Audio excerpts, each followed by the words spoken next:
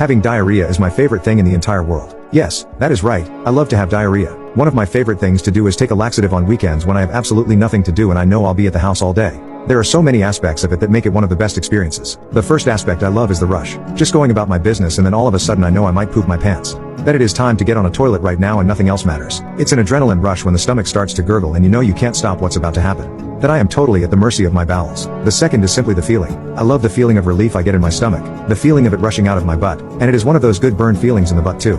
I love that fiery booty hole burn. Then when you go to wipe it's kind of like you are scratching that ultimate itch. To put it simply, from start to finish the feeling of diarrhea has multiple aspects that all feel good and all of them have their special place in my heart. The third aspect I love is the smell. It's like when you have a good fart and it stinks really bad and you kind of sniff it in and you are like dang, I just did that. The smell of diarrhea is like I just opened a sewer line right in my toilet and I love it. It's just a great scent to sit there and enjoy for a minute. A nasty type of good that makes you feel a little dirty. The fourth aspect would have to be looking at what came out. Just standing to wipe and looking at what once used to be a